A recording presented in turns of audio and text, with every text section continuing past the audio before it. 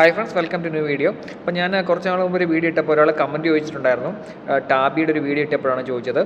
പുള്ളി ടാബിക്കകത്ത് നിന്ന് കുറച്ച് ക്യാഷ് എടുത്തിട്ടുണ്ട്, പക്ഷേ അടയ്ക്കാൻ മിസ്സായി. പുള്ളിയുടെ ജോലി എന്തോ പോയത് അടയ്ക്കാൻ പറ്റിയില്ലെന്ന് പറഞ്ഞു. അപ്പോൾ എന്തായിരിക്കും അവർ ചെയ്യുന്നത്, ട്രാവൽ ബാൻ കിട്ടുമെന്നൊക്കെ. അപ്പം ഞാൻ പ്രധാനമായിട്ടൊരു കാര്യം പറയാം. നിങ്ങൾ കുറേ പേര് നേരത്തെ എന്നോട് ചോദിച്ചിട്ടുണ്ട് ക്യാഷ് നൗ നിന്ന് ക്യാഷ് എടുത്തെന്നുള്ളത്. അപ്പോൾ നമുക്ക് യു എയിൽ കുറേ ലോണിങ് ആപ്പ് ഉണ്ട്. ക്യാഷ് നൗ, ടാബി, ടമാര പോലുള്ള കുറേ ആപ്പുകളുണ്ട്.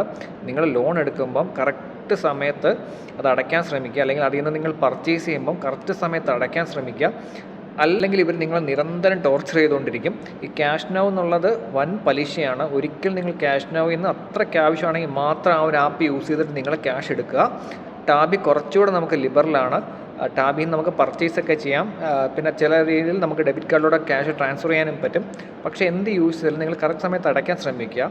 ഇനി നിങ്ങൾ ക്യാഷ് അടയ്ക്കാൻ പറ്റിയില്ലെങ്കിൽ അവർ കുറച്ച് കളക്ഷൻ ഫീസ് നിങ്ങൾ ആദ്യം ഇതായിട്ട് ഈടാക്കും. അത് അടച്ചിട്ട്, അതായത് മിനിമം പേയ്മെൻറ്റ് ചെയ്തിട്ട് നമുക്കത് എക്സ്റ്റെൻഡ് ചെയ്യാം. ടാബിയുടെ ഒരു ഗുണമെന്ന് വെച്ചാൽ നമുക്കൊരു മിനിമം പേയ്മെൻറ്റ്, ഫോർ എക്സാമ്പിൾ നിങ്ങളൊരു 3000 ദിർഹംസ് ടാബിൽ നിന്ന് യൂസ് ചെയ്തിട്ട് അടയ്ക്കാൻ പറ്റിയില്ലെങ്കിൽ ഒരു 900 ദിർഹംസ് നമുക്ക് അടച്ചിട്ട് മിനിമം പേയ്മെൻറ്റ് എടുത്തിട്ട് നെക്സ്റ്റ് മന്ത് ബാക്കി അടച്ചാൽ മതി. അങ്ങനെ ഒരു കൺസിഡറേഷൻ ടാബിക്ക് കിട്ടുന്നുണ്ട്. ഇതിനകത്തിൽ ഫീസ് എന്ന് പറയുന്നത് കുറവാണ്. ഇനി പക്ഷേ ക്യാഷ് നൗ പോലെ ആപ്പ് എന്ന് പറയുന്നത് കൊള്ള പലിശയാണ്. നിങ്ങൾ മിസ്സായി കഴിഞ്ഞാൽ 15 ദിവസത്തേക്കൊക്കെ തന്നെ 250 ദിർഹംസ് 300 ദിർഹംസ് ഒക്കെ അവർ ഈടാക്കും. സോ കഴിവതും ക്യാഷ് നൗവിൽ നിന്ന് ക്യാഷ് എടുത്താൽ കറക്റ്റ് സമയത്ത് അടയ്ക്കാൻ നോക്കുക, എവിടെന്നെങ്കിലും എടുത്ത് അടയ്ക്കാൻ നോക്കുക. പിന്നെ അവർ നിരന്തരം ടോർച്ചർ, എൻ്റെ ഒരു ഫ്രണ്ട് എടുത്തിട്ട് വലിയ എമൗണ്ടൊന്നും ഇല്ല, 1000-2000 എടുത്തതേ ഉള്ളൂ. അവർ വിളിച്ച് ടോർച്ചർ, ഡെയിലി വിളിക്കും. അവർ ഭീഷണി തുടങ്ങും. നിങ്ങൾ അടച്ചില്ലെങ്കിൽ നിങ്ങളുടെ ഫ്രണ്ട്സിനെ വിളിക്കും. നിങ്ങൾ നാട്ടിലെ നമ്പർ വരെ കണ്ടെത്തി അവർ വിളിച്ചിരിക്കും. സോ ക്യാഷ് നൗ എന്ന് പറയുന്നത് ഭയങ്കര ടോർച്ചറിങ് ആപ്പാണ്. അത്രയ്ക്ക് അത്യാവശ്യം ഉണ്ടെങ്കിൽ മാത്രം അത് എടുക്കുക. ടാബി യൂസ് ചെയ്യുക. ടാബിയുടെ സമീപനം വളരെ നല്ലതായിട്ടാണ് അവർ ചോദിക്കുന്നത്. അവർ കസ്റ്റമർ കെയറും എല്ലാം നല്ല സൂപ്പറാണ്. നിങ്ങൾ ഒരു തവണ മിസ്സായാലും അവർ ചെറിയ നിങ്ങൾക്കൊരു കൺസിഡറേഷൻ തരും. നിങ്ങൾ അടച്ചാൽ മതി, കുറച്ച് ഫീസ് ഇട്ട് അടച്ചാൽ മതി. ഇത്രയും ടോർച്ചറില്ല. സോ ടാബിയിൽ നിങ്ങൾ അടച്ചില്ലെങ്കിൽ കുറച്ച് ഫീസ് അടച്ച് നിങ്ങൾക്ക് മിനിമം പേയ്മെൻറ്റ് എടുത്ത് എക്സ്റ്റെൻഡ് ചെയ്യാം. പിന്നെ അത് കംപ്ലീറ്റ് അടച്ചു തീർത്താൽ മതി. പിന്നെ ഇതിൻ്റെ പ്രശ്നം എന്ന് പറയുന്നത് നിങ്ങൾ അടച്ചില്ലെങ്കിൽ നിങ്ങൾ സിബിൽ സ്കോർ കുറയും.